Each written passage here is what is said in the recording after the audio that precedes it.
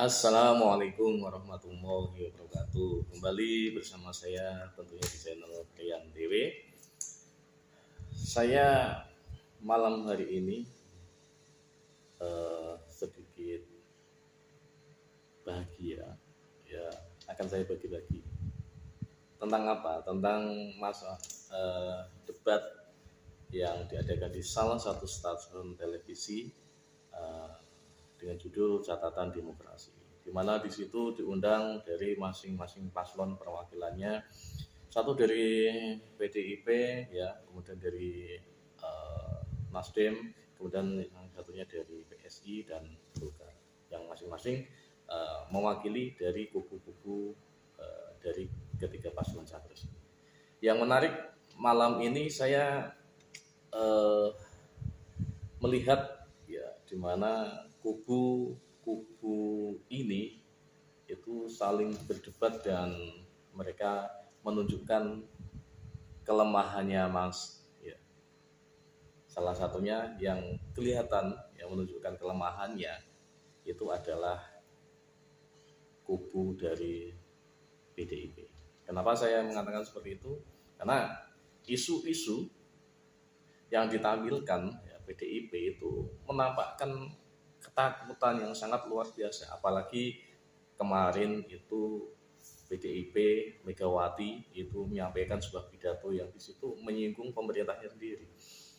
Sebenarnya apa yang disampaikan oleh PDIP, apa yang disampaikan oleh Megawati itu mudah sekali dikontak, mudah sekali dimentahkan, mudah sekali kalau itu adalah cuman isu untuk mengangkat elektoral dari capresnya. Ya apa yang disampaikan yang menjadikan isu itu hanya terkait, bukan hanya ya itu aja, contohnya masalah MK, kemudian masalah kecurangan ya. Paslon lain ya mengkonter dengan ya. Yang menarik ini satu ya, dari kubu Amin ini kelihatan lebih dewasa malam ini ya. Aku memandangnya seperti itu ya, seperti Bastari atau ya siapa itu yang mengatakan, dari politisi Nasdem itu mengatakan bahwa semua yang sudah terjadi ini dengan menafikan bahwa kemarin ada keputusan tentang MK atau pelanggaran kode etik, ini semua sudah diputuskan ya, seperti itu. Jadi mau apa lagi kita? Kenapa itu semuanya diungkit-ungkit terus ya? Kenapa itu dipermasalahkan terus? Yang kemarin sudah selesai di pendaftaran di KPU, sudah selesai, itu sah. Kemudian kemarin yang terakhir tanda tangan masalah kampanye damai itu selesai. Kenapa masalah-masalah seperti ini diungkit? Kalau bukan untuk mempermasalahkan atau untuk meningkatkan elektoral itu. Apalagi terakhir kemarin pidato Megawati juga sama seperti itu.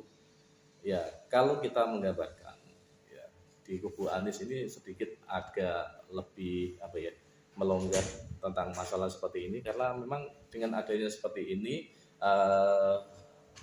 memposisikan seperti itu, saya pikir mereka di kubu Amin ini sedikit akan meraup keuntungan dari sini ya, karena publik merasakan bahwa kubu Amin ini lebih dewasa dari kubunya PDIP yang semuanya sudah diselesaikan, semuanya sudah dikontrak, semuanya sudah disetujui ya, tentang MK, kemudian tentang di KPU, kemudian kemarin setelah selesai masalah kampanye itu selesai, berarti tinggal melanjutkan apa yang ada sekarang, yaitu kampanye seperti itu.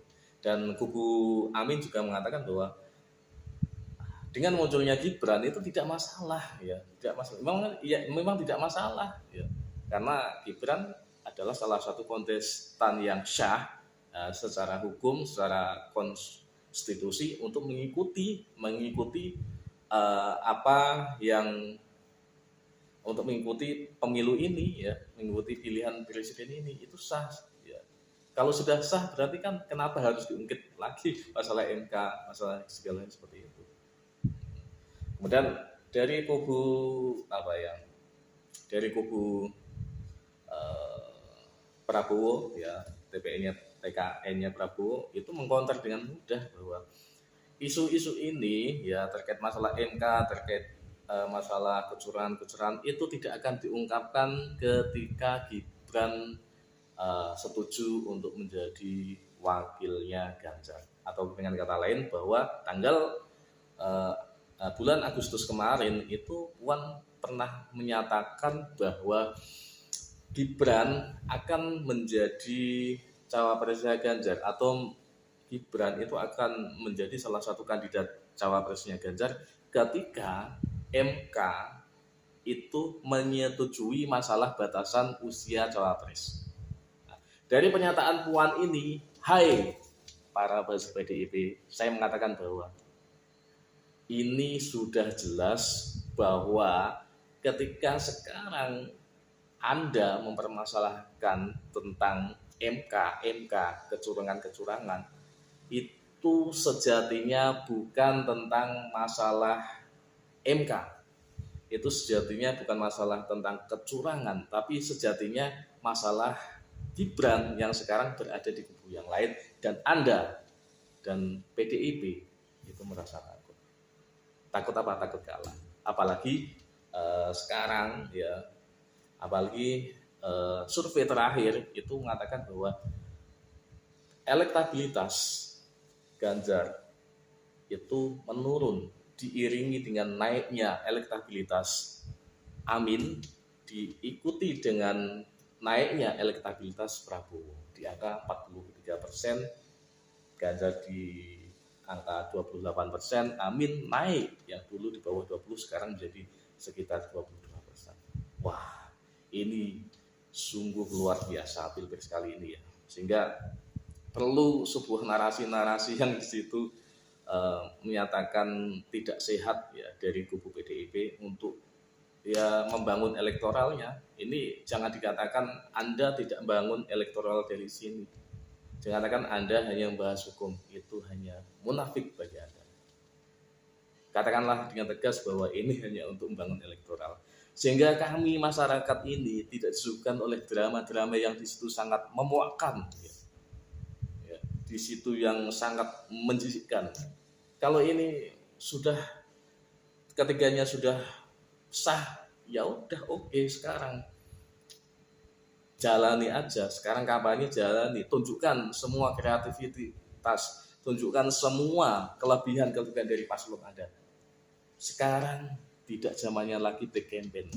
Oh, gini, saya jadi tahu. Jadi selama ini yang sering menarasikan back campaign berarti kubu ini ya, yang sering menyerang dengan masalah-masalah yang masa lalu kemudian diserang ketika pilpres saja. Ternyata ini bisa dibuktikan sekarang siapa yang sering meluapkan masa lalu yang sekarang diungkit-ungkit ketika masa pilpres. Dulu ketika Prabowo menjadi wakilnya PDIP, wakilnya Mega, apakah itu dipermasalahkan? Tentunya tidak kan? Iya kan? Tidak. Sehingga toh sekarang jujurlah, semua media ya, media sosial, media televisi, media segalanya, semuanya itu ada bukti ketika ada salah satu bagian dari Anda itu mengatakan begini kok sekarang begini.